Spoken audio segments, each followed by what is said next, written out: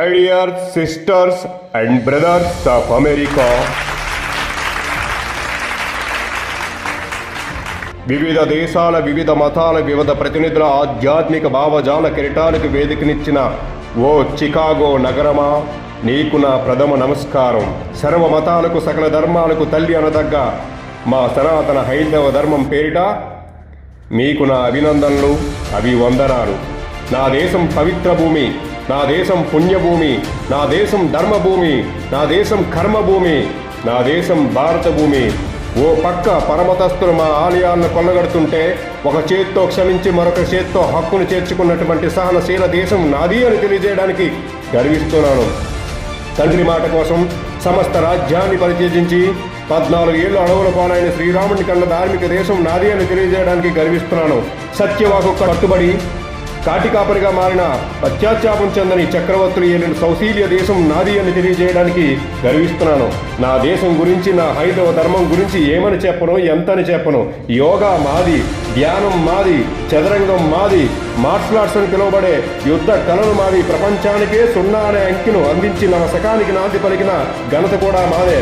ప్రపంచంలోనే మొదటిసారిగా 20 శతాబ్దాలకు పూర్వమే మొట్టమొదటి శస్త్రచికిత్స చేసినటువంటి సుశ్రుతుడు మావాడే. రైట్ బ్రదర్స్ కన్నా ముందే పుష్పక విమానాన్ని ఊహించిన భరద్వాజ మహర్షి మావాడే. న్యూటన్ కన్నా 500 సంవత్సరాలకు పూర్వమే గురుత్వాకర్షణ సిద్ధాంతాన్ని ప్రతిపాదించిన భాస్కరాచార్యుడు మావాడే.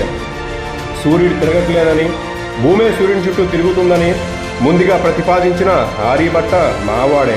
జ్యోతిష్యం రచించిన వరాహమిహిరుడు, అర్థశాస్త్రం రచించిన చాణక్యుడు. చెప్పాలంటే మాకు చరిత ఉన్నది, దానికున్నది ఎంతో ఘనత. కాకపోతే మీరు సైంటిస్టులు అంటున్నారు, మేము మహర్షులు అంటున్నాం. అందుకే మా ధ్యానం పురాతనం, మా ధర్మం సనాతనం. జరిగింది, జరగబోయేది పూర్వ జన్మల దుష్కర్మల దుష్ఫలితం, సత్కర్మల సత్ఫలితం. ఇదే మా కర్మ సిద్ధాంతం. మేము రాయిలో దేవుని చూస్తాం, మేము చెట్లో దేవుని చూస్తాం, ఆఖరికి మేము విష సర్పంలో కూడా దేవుని చూసే విశాల భక్తి భావం మా సాంప్రదాయం. అసలు దేవుడంటే ఎవరు? ఎవరి ఆద్యతే గాలి వీస్తుందో, ఎవరి కనుచూపుతో అగ్ని దహిస్తుందో, ఎవరి చూపుడు వేలుతో మేఘం వర్షిస్తుందో, ఎవరు తలిస్తే మృత్యువు ప్రాణాలను హరిస్తుందో ఆ అనంత అహబృహత శక్తే దేవుడు.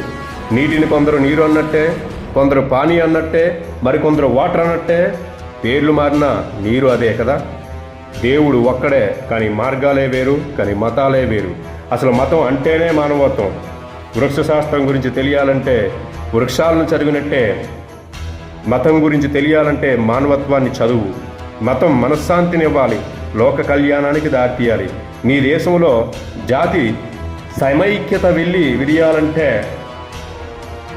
ముందు పరమత సహనాన్ని పాటించు. ప్రపంచ సహోదరులారా, విశ్వ మానవ మతం అదే. ప్రతిపాదనకై ఆలోచించండి, యోచన చేయండి. అది దేశ దేశాలకు అతీతమై, కాలకాలాలకు అతీతమై, ఒక బౌద్ధ మతం గాక, ఒక క్రైస్తవ మతం గాక, ఒక హైందవ మతం గాక, సర్వ మతాల సారాన్ని ఇముడ్చుకొని ఏకైక మానవ మతంగా ఆవిర్భవించాలి. సర్వమానవ సౌభ్రాతృత్వానికి శ్రీకారం చుట్టాలి. అప్పుడు నెలకొంటుంది ప్రపంచ శాంతి, ప్రజలకు మనశ్శాంతి. మహాప్రబోధకులారా, ఈ సర్వమత మహాసభ సహకారమైనది, ఘన విజయమైంది. ఏదో ఒక కాలాన, ఏదో ఒక రోజున సహకారం, కారుణ్యం, ఆత్మీయత, ఐక్యత, శాంతి, మా పంచభూతాల వంటి ఈ 5 కమాండ్మెంట్స్ని అన్ని మతాల పతాకాల మీద సువర్ణాక్షరాలతో లిఖించే రోజు వస్తుందని ఆశిస్తూ, మా గురుదేవులు రామకృష్ణులను స్మరిస్తూ, ఉత్తిష్టత, జాగ్రత్త, ఓ బిరాన్నిబోధిత, జై భారత్. లేండి, మేల్కోండి, గమ్యం చేరేదాకా ఆక్కండి. Salute to Swami Vivekananda and salute to the great India. Jai Bharat.